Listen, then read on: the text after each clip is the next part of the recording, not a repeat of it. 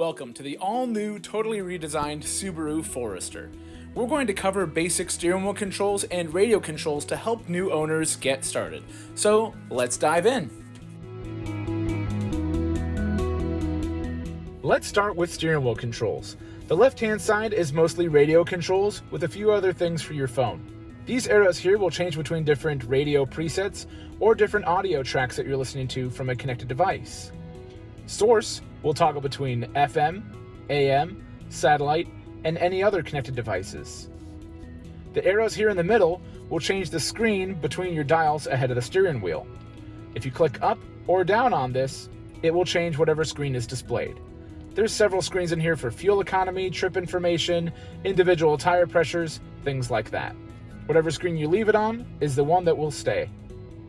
Next to that, there's a small eye. If you ever see a yellow or red eye show up in the middle display, you can press this and it will tell you what it's on for. Below that, you've got some phone controls. This will answer incoming phone calls, the one that shows a picture of a phone off the hook. To the right of that, or in the middle of the whole pad, is the phone on hook. You can press this to dismiss incoming phone calls or to hang up on an existing call. This button also doubles as a mute. That's what the speaker with an X over here signifies. This will mute your audio for your radio. And to the right of that, you've got your voice commands. You can press this to activate the Subaru voice command system to do things built into the car, or you can press and hold this to activate either Siri for Apple CarPlay or your Google Assistant for any Android Auto devices. Below that, you can press the plus and minus for your volume control. On the right-hand side are mostly cruise controls. This button here in the upper right that looks like a car with a speedometer will turn on cruise. You'll also see this same symbol shown in the middle screen to show that cruise is on. Once you've reached the desired speed, click down on this pad here where it says set to set your speed. The white bars in front of the car in the middle display signify how close or how far you will follow any slower moving cars. Let's say you're traveling at 65 miles an hour and you set your cruise speed for that. If a car merges on ahead of you and they're only doing 62, this car can hold a 4, 3, 2, or 1 second gap between you and the slower car ahead. You can use these arrows, they look like the bars that are in the middle to help you remember, to increase and decrease your following distance at any time. You can also click up to resume your speed if you've pressed the brake to cancel cruise temporarily. And you can also increase and decrease your speed by pressing up and down on the plus and minus of this pad while cruise is engaged. In the lower right-hand corner is a steering wheel with some arrows. This will turn on or turn off lane centering. The car uses eyesight cameras to judge distances, but it can also pick up lane markings. So if this is on, it will move the wheel left and right to keep you between the marked lines. If this is off, it will simply hold a gap between you and the slower moving car ahead. You'll also notice that this button can't be activated while cruise control is turned off. Really, any of these buttons here rely on cruise to be on to function. Below that, you've got some different modes for driving. Sport mode here will allow the car to accelerate more aggressively. It's good for trying to pass folks or to nail that on-ramp. And then intelligent mode is what it's in most of the time, where it's going to more gradually accelerate to be more fuel efficient.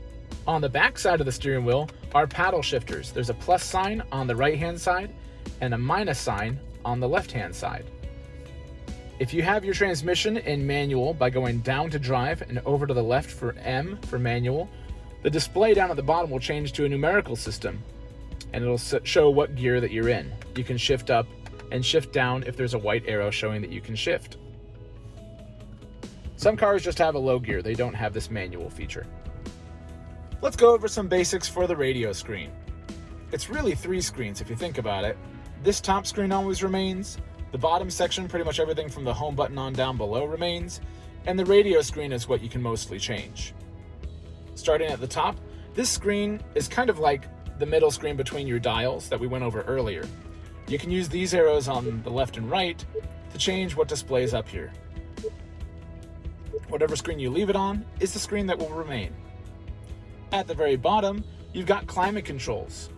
If you tap the box with the temperature, you'll get all of the controls here for where the air is going, where the air is coming from. You can turn on and off the sync feature for your dual zone climate control. And you've also got fan speed along the bottom. You've also got manual controls on the sides that are physical buttons. Something that might make your life a little easier instead of having to change all of this manually is find a temperature that you like and click Auto. Auto will control the rest of the features to get your car to that target temperature. At 68 degrees, the car has to recirculate the air, the AC is on, the fan speed is at level 2. But if I go colder, you'll notice the fan speed will change on its own without me having to touch it, because now the car knows it has to work harder to get it to the colder temperature. If I increase the temperature, it will not only change that, but it'll also change where the air is coming from now, and it may even switch to heat at this point. It just depends on the temperature that's already inside the car versus what your target temperature is. You've also got a defrost button here and the rear defrost button on the opposite side.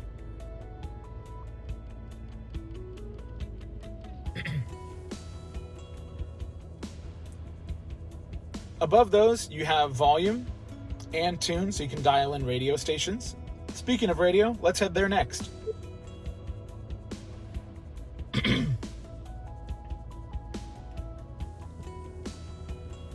The radio is quite simple. It shows what's playing at the top, and then you've got spaces for presets down below. You can also change between your different sources up here. Whatever is illuminated in blue is going to be whatever source you're on. Let's dial in a station. Once the station is playing, you can press and hold down below to save it as a preset. You can save FM, AM, and satellite stations on any of these 18 presets down below. Additionally, once you have your presets in here, you can use the steering wheel controls I showed you before to go left and right to change between the different presets without having to touch the screen. Let's head back to home. If your car is equipped, you'll have a maps button here with built-in satellite navigation. Otherwise, if you have a connected device, such as an iPhone or an Android device, you can use one of those to mirror your phone's navigation to the screen. They all work about the same way. Let's open the maps here. You can come to Menu in the lower left and click on Search to type in the name of a place, type in an address, or there's other shortcuts here as well. You can add home and work locations as well. You can also look up recent destinations in case you want to revisit a place that you've been already. Additionally, you can save favorites to places that you visit frequently. You won't be able to type things in while you're moving for obvious safety reasons, so you can use voice commands built into the car in order to tell the car where you'd like it to go. You can change the display by pressing the compass here.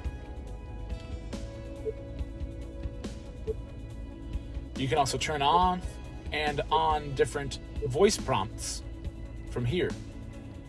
Search is simply a shortcut to going to Menu and then to search again.